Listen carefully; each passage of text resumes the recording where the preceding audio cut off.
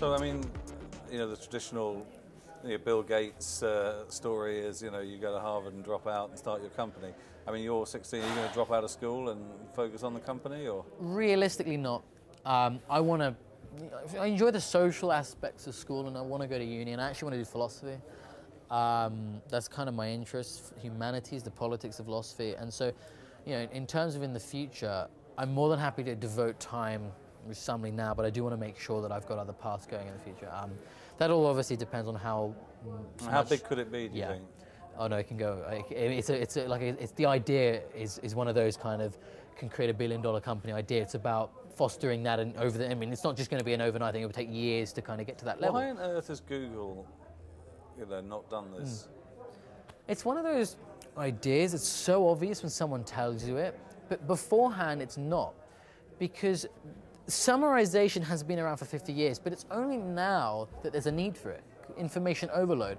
5 years ago on the web, you didn't really need it. There wasn't your Twitter stream, there wasn't your Facebook, there wasn't your Path, there wasn't Google. It's kind of only in the last 2 years or so that there's this need to filter through, simplify content.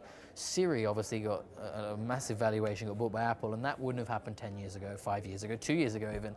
And so I think, we're talking to some companies and they're extremely interested, and it's obvious that they haven't explored this space before. But why can't Google just, with their vast team of engineers, simply knock off what you've done and drive you out of business before you really get going?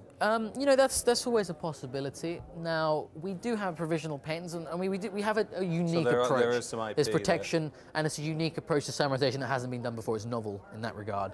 We use machine learning techniques. We take human summaries that we've got a linguist to basically annotate the text, select the sentences they feel are most appropriate, and we use something called a support vector machine, which is basically looks for patterns in the way the humans summarize it and adjust the algorithm's metrics. Now, there aren't any real competitors in terms of in the summarization space yet. They all keep getting bought out, and that's an inevitability. We've already come across that.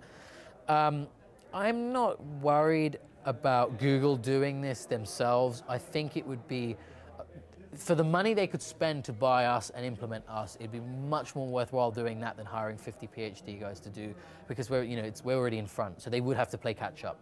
And so what's to say that we don't sell to their competitor, and suddenly if it gets implemented overnight into all these devices, Google's lost out. And so I think they realize that if they want to get into the space, they may as well look for other, there's other services out there that do summarization, look for either us or one that they feel is most appropriate for their business need, and go for us. And also, I just think it's quite a niche thing. Google wouldn't have too many guys. I had to get outsourced people, ex-MIT and ex-Reuters Open Catalyst, to help me with the algorithm. And so they would have to find and hire people.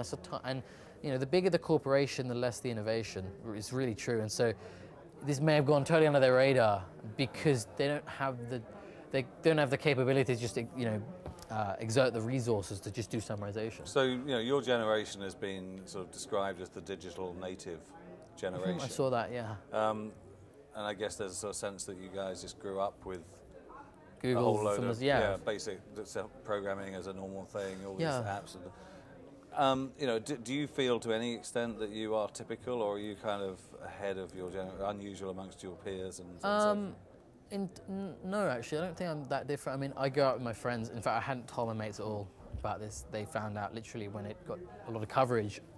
Play sport, and I never really devoted too much time with the programming. It was literally in the summer holidays when there was nothing else to do, and sporadic moments. And I think now it's the democratization. So you've got the App Store, and so there's 500,000 apps. Now that means it's harder to make an impact, but equally anyone can submit an app.